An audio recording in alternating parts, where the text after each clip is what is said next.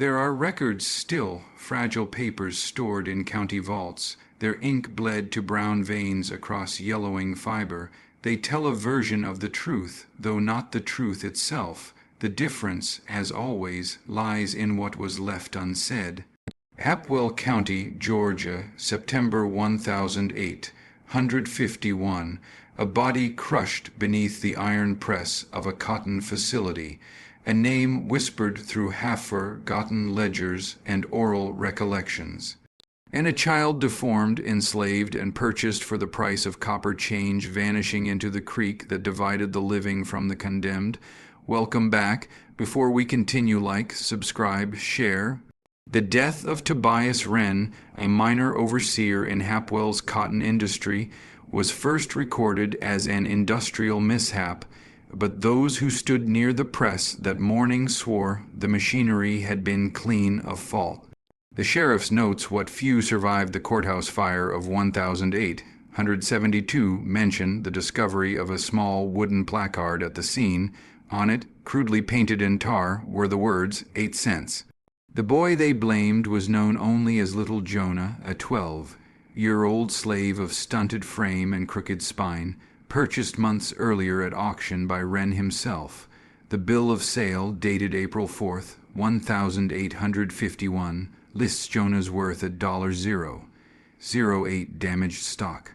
Witnesses claimed he'd been made to wear that value around his neck as mockery, a punishment Wren called a lesson in humility. By noon that September day, Jonah was gone.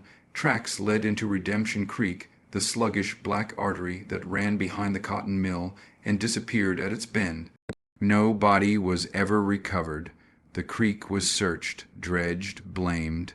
Some said the boy had drowned. Others whispered he'd been taken by abolitionists, by spirits, by the land itself. For weeks the town spoke of nothing else. The press was dismantled and cleaned. Wren's widow, Margaret, returned to her family's estate in Virginia. Officially, the case was closed, death by accident, perpetrator presumed deceased. Unofficially, the story took root in rumor. The enslaved workers who'd labored under Wren's rule claimed they heard the press groan long after midnight, as if something unseen still pulled its levers. They spoke, quietly and only among themselves, of a shadowed child walking the creek banks bent, limping, his neck gleaming with the tarnish of copper. What remains of the local paper, the Hapwell Gazette, carries a brief mention from September 17th, 1851. Tragedy at cotton mill, overseer Tobias Wren fatally injured in mechanical failure. One of the Negro children unaccounted for. Citizens urged to avoid speculation. But speculation was all Hapwell had left. The widow's silence, the sheriff's discomfort, the missing body each fed a legend that no amount of official ink could drown. And somewhere between those lines, in the space where history refuses to speak, the truth still waits damp, breathing, and unburied. They said the creek turned the color of iron that autumn. The women washing linens downstream swore the water stung their hands, that the smell of rust clung to their palms for hours after. But the overseers at Hapwell Cotton denied it, same as they denied the boy ever mattered enough to haunt anything at all. By October of 1851, the story of Little Jonah had become a kind of superstition whispered among the workers. They refused to operate the mill's lower press after dusk. Some left small coins along the creek bank, not out of guilt, but fear. 8 pennies precisely. When questioned, most of them said the same thing: it ain't right for a soul to be bought that cheap. The records of Dr. Abel Corwin, the plantation physician, offer a colder account.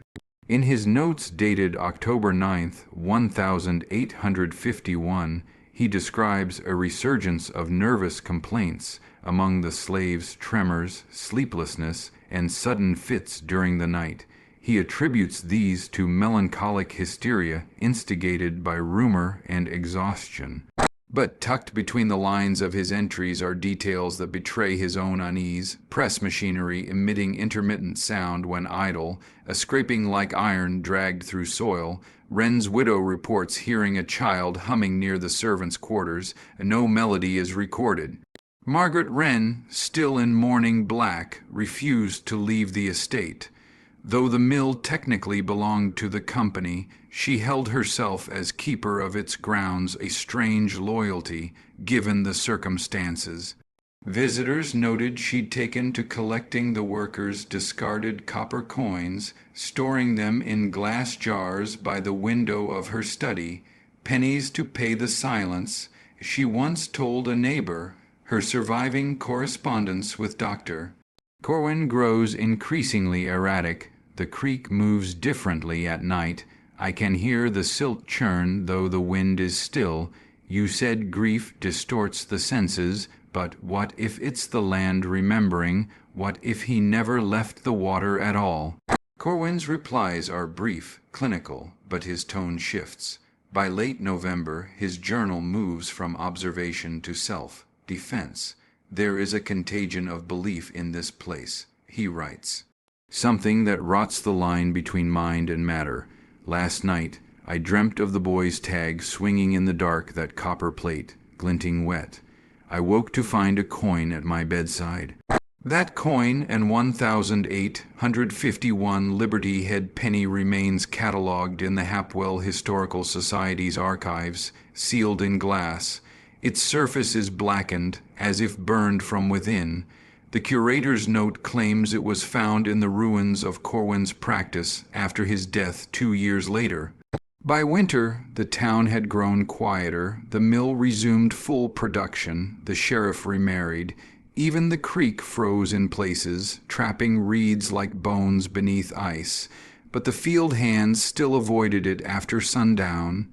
They said the boy's shadow never froze. By the winter of 1,851, Redemption Creek was a wound that refused to close. The mill smoked through the cold months, its chimneys breathing like beasts in their sleep. Yet the air never lost its taste of iron, nor did the workers their quiet dread. On January 12, 1852, Dr. Abel Corwin began what he termed a private inquiry into the pathology of communal superstition. His tone remained academic, but the handwriting, slanted and pressed hard into the paper, betrayed something more than curiosity. He claimed his aim was to document the psychogenic influence of rumor on the enslaved population. But in truth, Corwin had started hearing the same sounds they did, a dragging beneath the floorboards at night, rhythmic, too slow to be rat or man. He made sketches of the press, marking its lower gears with black ink, as if searching for mechanical proof of haunting. Yet in his notes from January 19th, he adds, wood of the floor damp, though no pipe leaks above, copper residue along seam, tasted metal on my tongue, and accountable. It was the widow, Margaret Wren, who first proposed that something of the boy had stayed. She told Corwin that Jonah had been baptized, though illegally, in the creek by one of the older field women. If his name was written in that water, she said, then that's where it will call him home. That same week, Margaret began recording the mill's nighttime noises with an Edison phonograph prototype, a rare thing to possess in rural Georgia. The results are mostly scratches of static and low hums, but a single fragment, preserved today in the Georgia State Archive, Reel 14C, contains what scholars describe as a child's moan followed by metallic resonance. The sound lasts less than 2 seconds. Afterward, Margaret's letters change. She writes to Corwin, "The hum follows me now. When I light the lamp, I see its reflection ripple in the window, as if the pane were water and the light refused to burn." Corwin's final entry from that month is short, penciled faintly at the bottom of a medical inventory sheet. Margaret believes in revenant matter. I am not sure she is wrong. By February, several workers had abandoned the mill, walking north despite the cold. Those who stayed reported finding pennies embedded in the grain sacks, pressed into the cotton-like seeds. The overseer who replaced Wren, a man named Thomas Veal, punished the men for stealing. But the coins, he wrote in a complaint to the sheriff, appeared from nowhere, blackened, hot to the touch. 2 nights later, Veal's mule drowned in the creek. When they pulled it out, its eyes were gone. The sheriff ordered a full draining of Redemption Creek that spring.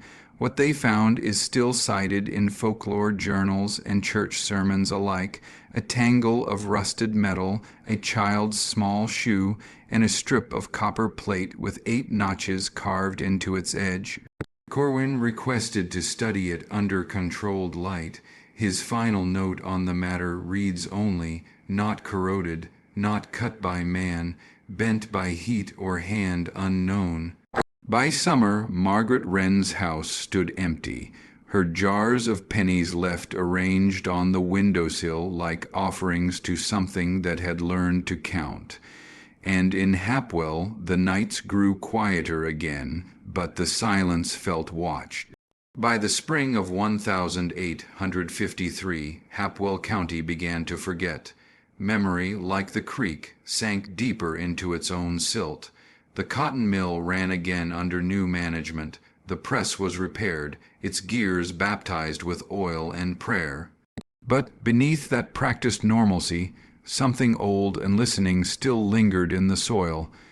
Dr. Abel Corwin had not written in months.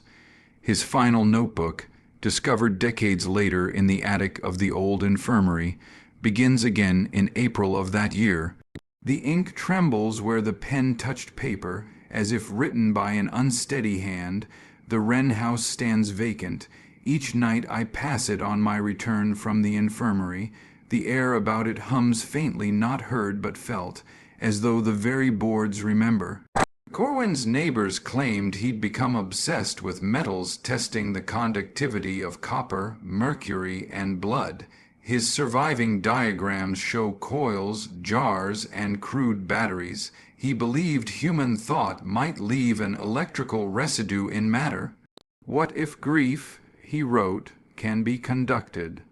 The county's few literate residents thought him mad, but his journals suggest a grim logic. He began sending inquiries to northern universities, requesting guidance on animal magnetism and material haunt. Only one letter came back from a professor of natural philosophy in Massachusetts, suggesting that certain frequencies of vibration, when coupled with emotional trauma, may produce phenomena not yet charted by science. Corwin underlined those words 3 times. That same month, children in Hapwell began finding pennies near the creek, again blackened as before, but now each bore an indentation, a small, uneven thumbprint pressed into one side. A schoolteacher collected a dozen of them and mailed them to the sheriff, who dismissed the matter as mischief.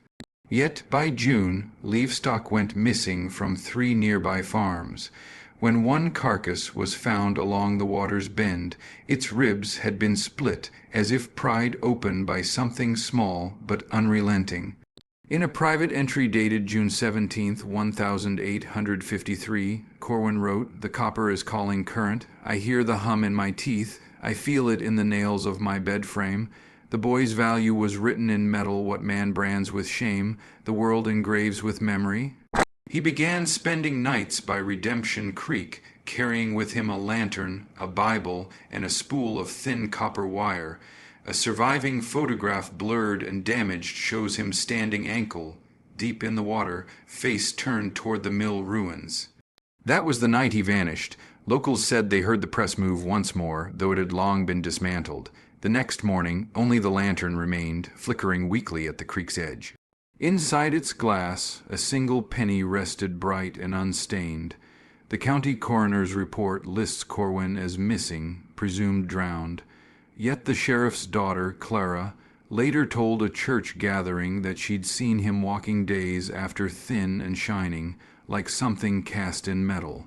When the floods came that autumn, Redemption Creek changed its course, cutting a new path through the valley.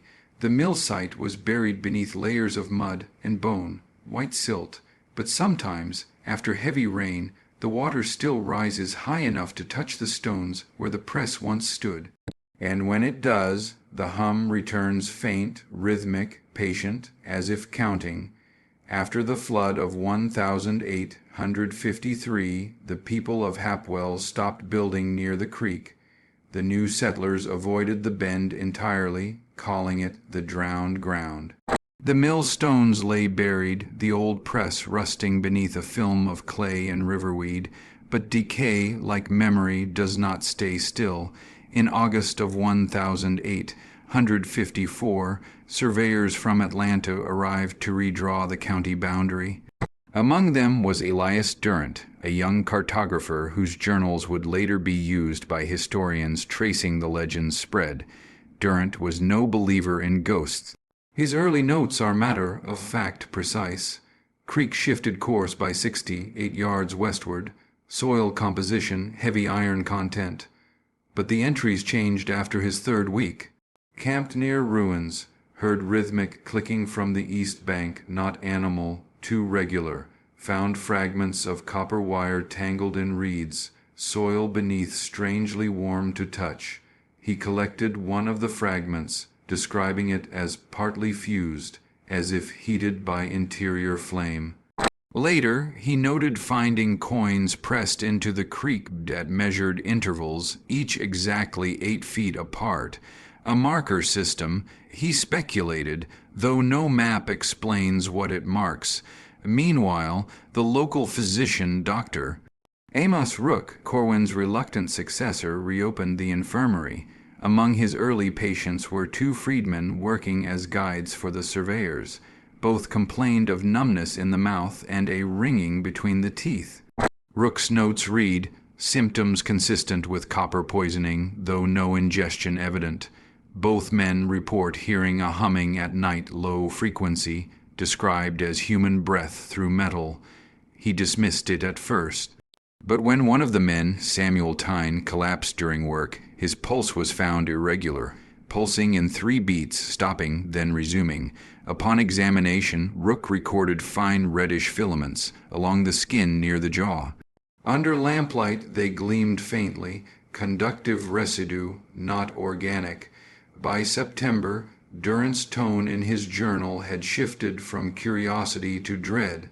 His final pages are spattered with rain and ink, but the last entry survives almost intact. The boy's name whispered through the reeds tonight, not by voice, by vibration. Each syllable struck my bones like tuning forks. I think the land remembers what it was made to forget. He disappeared before the maps were completed. His survey partner claimed Durant had gone to the water's edge to bury something. When the man followed, all he found was Durant's compass needle spinning, glass cracked inward, as though struck from beneath. Months later, the county sent another survey team. They found nothing but the same black mud and the faint smell of rust. Durant's maps, recovered from his tent, were water, stained but legible. Each coordinate near Redemption Creek was circled 8 times. Dr. Rook resigned that winter, citing persistent hallucinations.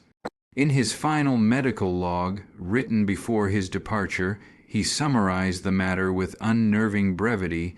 This is not contagion of body, but of memory. The copper hum transmits itself like thought, a current seeking another conductor. When he left Hapwell, he sealed his instruments in a wooden crate and sank them into the creek's deepest point. He never practiced medicine again. The crate was never recovered. But years later, children fishing near the old mill claimed their lines would snag on something metallic beneath the surface, something that thrummed when touched, like a heart too long preserved. There are places where the past does not rot, it oxidizes. Redemption Creek became one of them, gleaming faintly beneath moonlight like a scar that refuses to close. By 1855, Hapwell was half deserted, its cotton mill drowned, its stories whispered only in church pews and the corners of taverns.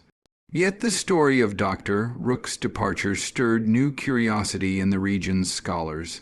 The following year, a northern physician, Dr. Lucian Harrow of the Boston Society for the Study of Mesmeric Phenomena, arrived to examine what locals called the Copper Curse. His tone at first was skeptical. In his letters to the Society, dated March 1856, he described Hapwell as a grave of ignorance and superstition. But as with Corwin and Rook before him, his skepticism began to erode once he heard the hum. "It begins low," he wrote, "like the friction of two coins rubbed together beside the ear, then grows, until it fills the chest cavity like breath. The sound cannot be located, yet it pervades the air entire."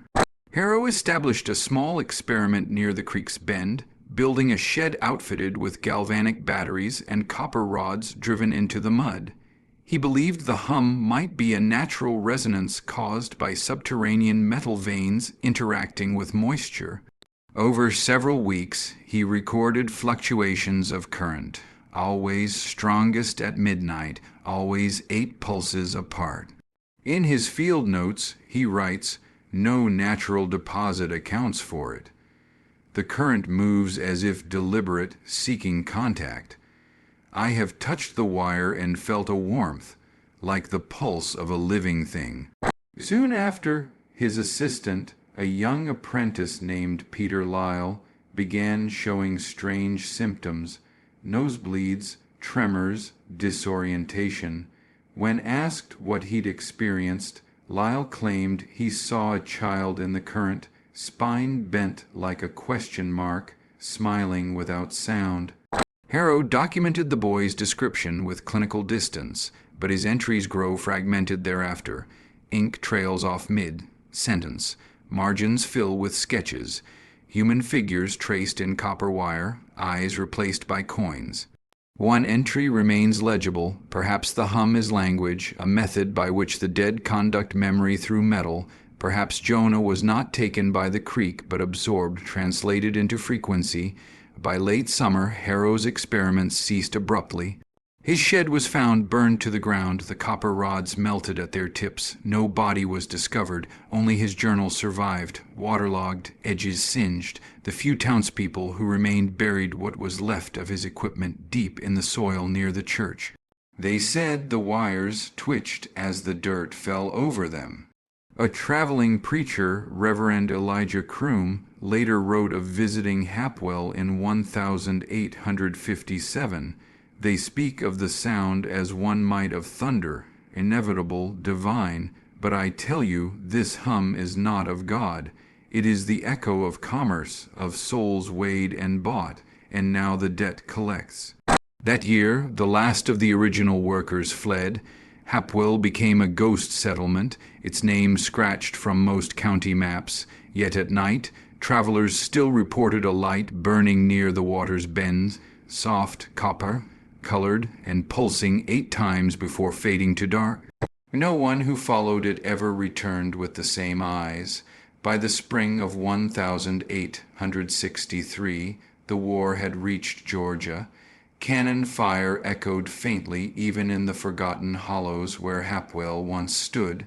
Soldiers called the abandoned site cursed, a place where compasses spun and mules refused to enter the fields. But the war didn't care for superstition. Iron rails needed melting, copper needed harvesting. It was a Confederate engineer, Captain Elias Rowan, who ordered a small team to salvage metal from the ruined cotton press and the remnants of Dr. Harrow's experiments. They reached the outskirts of Hapwell in late June, a half-dozen weary men, unaware of the stories buried in that soil. Rowan kept a meticulous log of the expedition, though only fragments survived. In his first entry, he described the area as a strange quiet, not peace but absence, the sort of hush that waits to be broken. The men began dismantling what was left of the cotton machinery, hammering apart the rusted plates. Within an hour, one of them, Private Hale, struck something metallic beneath the dirt. Not a buried tool, but a wire, long as a serpent, braided and green with corrosion. They followed it, curious, until it disappeared into the creek. Rowan ordered them to leave it be, but curiosity has never obeyed orders. That night, 2 soldiers returned with lanterns and tried to pull it free. We heard a ringing. Hale later testified in his journal, "Not like any bell or metal I know. It was voices, hundreds of them, whispering through the wire. Couldn't make out words, but the sound went through my teeth." The next morning, the men found Hale sitting on the riverbank, motionless, his hands clasped around something invisible. His mouth was packed with mud-streaked green, his eyes reflecting light even in shadow, as if a copper sheen had replaced the pupils. Rowan ordered an immediate retreat, but before leaving he cut a short piece of the wire and wrapped it in cloth, intending to present it to his superiors. The log's final entry, dated July 2, 1863, reads, "I hear the hum now even in my sleep. The wire sings when no wind blows. I believe it remembers what it once carried. The war devoured the rest of Rowan's company." His journal was found decades later, lodged in the ruins of a burned farmhouse near Macon, its pages fused by heat, the section about Hapwell blackened but legible. The wire he'd taken was never found. Locals whispered that the Confederate foundries that melted down Hapwell's copper produced artillery shells that screamed like children when fired. By the time the war ended, the story of the 8-cent boy had blended with new legends, the humming metal, the glowing creek, the eyes of copper that watched from beneath the water.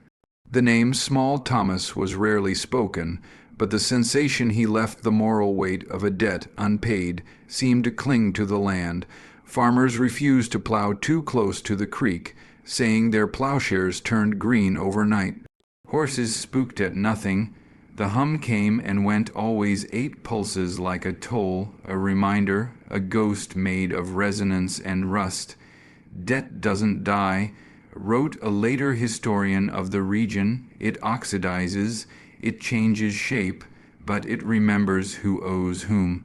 And in Hapwell, where even silence carried weight, that debt had begun to collect. By 1878, Hapwell was a ghost of its own rumor. The war had stripped the land bare, and the creek that once powered the cotton press ran sluggish and green, thick with silt and stories. Yet progress, as always, crept back indisguised as enterprise. A textile magnate named Jonas Wetherill purchased the old Hapwell grounds for a sum so low it bordered on insult. He intended to build a modern spinning facility there, boasting of his plan to resurrect Southern industry from superstition and soot. He brought laborers from across the county, men hardened by poverty and women too desperate to refuse. What he did not bring, despite local warnings, was reverence. The first night, the work crews camped by the creek, their fires flickering against the rusted bones of the machinery. Several claimed they heard the hum that old farmers spoke of, 8 low tones pulsing from the water, fading only when dawn broke. Wetherill dismissed it as nerves and rumor. He even made sport of it, dropping coins into the water and saying, "There's your ghost's wages." But within weeks, the project began to unravel. Tools vanished. Workers fell ill with a sickness no doctor could name, gums turning green, fingertips leaving faint metallic stains. One man swore he'd coughed up a copper coin. Another said his dreams were filled with the sound of a child counting slowly 1, 2, 3, 8. The site foreman, Ruthven Hale, grandson of the Confederate private from 1863, kept a log of his own. His notes, found decades later in the attic of a burned farmhouse, described what he called the current beneath the soil. "Every nail we drive comes back up," he wrote. "Every beam turns the wrong way. It's as if the land refuses to be tamed. I walked to the creek at night. The surface shone like glass, but beneath it glowed 8 circles of light, faint, shifting. After the 3rd week, a storm rolled through the valley. Lightning struck the new mill before it was finished, setting fire to the wooden supports. The blaze spread fast, unnaturally so.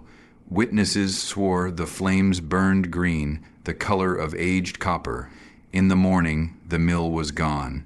The fire had stopped precisely at the creek's edge, as though something unseen had drawn a boundary. Among the ashes they found fragments of wire, fused into circular shapes, and near the foundation a small wooden box half, buried in clay, its lid scorched but intact. Inside were 8 copper pennies, blackened and fused together by heat. Wetherell left town within the week, muttering to anyone who'd listen that the place was cursed by arithmetic. Locals took that phrase to heart.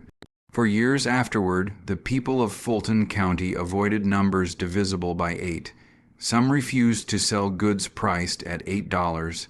Some families buried their dead with 8 stones, hoping to pay off a debt they didn't understand. By 1880, Hapwell was officially abandoned again, just a name on a yellowing deed, its land deemed infertile, its water unfit for consumption. Yet those who passed by at dusk swore they saw the reflection of something metallic beneath the creek's surface, arranged in a circle, waiting. If the past were buried, one journalist wrote in an 1881 editorial, then Hapwell proves that graves are poor containers for guilt. And as the century turned, the story of the 8-cent boy began to stir once more, this time through the mouths of those who thought history was over, and would soon discover it had only gone quiet. By 1889, Atlanta was a city of ambition, iron rails, gaslight, and the sweet rot of memory beneath every new foundation. The past had been paved over, but it had not been silenced. That spring, a crew surveying land for a new rail spur through what had once been Hapwell uncovered the remains of a cabin, half swallowed by the forest. The walls leaned inward, the roof sagged like a rib cage. But within the ruin lay something the foreman could not explain. A skeleton, small and warped, curled beside a circle of 8 copper pennies. The newspapers seized on the story, calling it the Redemption Creek Mystery. Local historians identified the site as the old Hapwell plantation grounds, where nearly 40 years earlier, Tobias Harrow had met his death under the press. Whispers began again about the boy he'd bought for 8 cents, about the creek that glowed, about the hum that had never ceased. When Sheriff Vesper arrived to document the scene, he brought with him the county's new physician, Dr. Lawrence Brennan, a meticulous man of the modern scientific age. Brennan's notes would later become the most unsettling relic of the case. The remains are consistent with a child or small individual, perhaps 10 to 12 years of age. Spinal curvature severe, bone density irregular, cause of death indeterminate, no trauma consistent with violence. Yet Brennan observed something else, faint greenish residue on the bones themselves, the same patina that coats aged copper.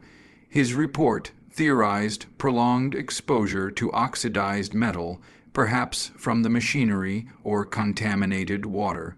But his private correspondence, recovered after his death, tells another story. The body was not alone. He wrote to a colleague, "I found traces of another presence, a second footprint, small, feminine, long decayed but discernible in the clay near the fire pit. The arrangement of the coins was deliberate. This was a burial, not a death left to chance. Brennan's letters were never published. His wife, it was said, destroyed most of them after his mind began to fail. He had started to hear sounds from the specimens he kept in jars, a faint vibration, rhythmic and low. 8 beats, then silence. The cabin's remains were dismantled, and the bones were buried in a pauper's field, marked only with the initials S.T. No one kept the pennies. They were divided among the workers as souvenirs. One of those workers, a young black man named Josiah Freeman, would later write to a local paper claiming that his grandmother, Patience Freeman, had once told him the true story. She had been a girl in 1851, enslaved on a neighboring property, and had seen the boy soaked, trembling, emerge from the creek. She had hidden him, fed him, and watched him fade. Her account, published decades later in the Atlanta Constitution, gave voice to what history had refused to name. He laid them pennies out hisself, she said, 8 of them, same number they say he cost. Said he'd rather die free and poor than live for what that man paid. The story reignited public fascination. Scholars debated whether the 8-cent boy had truly lived or whether he was a parable born from guilt. Churches in the area preached sermons about moral debt and divine retribution. And through it all, residents near the old Hapwell grounds swore that, when the wind passed over the creek, it whispered the sound of coins falling into water.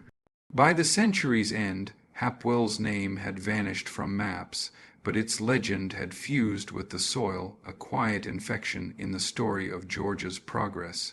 For those who knew where to listen, the hum remained patient, pulsing, counting. 8, always 8. Asterisk, history, Dr.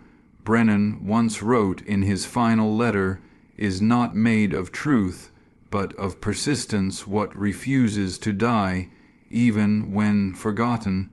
In 1972, long after the Hapwell name had dissolved into dust and bureaucracy, a new subdivision rose on the outskirts of Atlanta Redemption Creek Estates. The developers chose the name for its pastoral charm, unaware of the soil beneath their model homes. The copper hum began again that spring. Residents reported a vibration in their plumbing, rhythmic, almost musical, echoing through the walls at night. Plumbers blamed faulty installation, the city blamed groundwater pressure, and the homeowners blamed imagination. But the pattern remained the same. 8 taps, pause, 8 taps again. Then came the child, a girl 6 years old, who claimed to see the boy in the wet shirt outside her window. Her mother dismissed it at first, until the girl began to speak in a voice not her own, rough, low, older. She recited words no child could have known. Copper debt, 8, paid in full. When the mother found her daughter's bed, sheets soaked with cold water that smelled of rust, she called the police. The investigation yielded nothing, no trespassers, no broken pipes, no trace of intrusion. But the child's drawings, left scattered on her bedroom floor, showed a figure standing knee deep in dark water, holding a circle of coins that gleamed like blood. That same month, an archaeologist from Emory University, Dr. Thomas Arlen, began excavating near the old creek bed to study the foundation of early industrial settlements. He uncovered fragments of iron press components, shards of glass, and buried deeper than any other layer a set of 8 copper pennies, fused together by oxidation. Each coin bore a date that should have been impossible. The earliest was 1834. The latest was 1972. Arlen's notes, sealed after his death, record what he described as a standing figure, visible beneath the water's reflection, indistinct, child-sized, watching. His assistant later reported that the professor had become obsessed, returning night after night to the creek. One morning, his truck was found idling by the bank, door open, headlights still on. His boots stood beside the water, perfectly aligned. He was never found. When the real estate company bulldozed the site later that year, residents claimed their foundations began to sink. Copper piping corroded overnight, gardens withered, a metallic film coated the water in the ditches after rain. By winter, Redemption Creek Estates was abandoned. The story faded again into rumor, then local folklore, but the sound did not. Those who camp near the overgrown ruins swear that, if you listen past the insects and the night air, you can still hear it faint, constant, like the pulse of something patient. 8 beats, silence. 8 again, a documentary crew visited in 2019, filming a short for an online horror channel. Their footage was never uploaded, but one clip recovered from a corrupted drive circulates in online forums. It shows a figure emerging from the creek's reflection, pale, waterlogged, mouth half open as if to speak. No audio remains, except for the faint chime of metal dropping into water. 8 times, welcome back. Before we continue, like, subscribe, share, because some stories do not end when told, they wait, and every retelling is just another payment on the debt.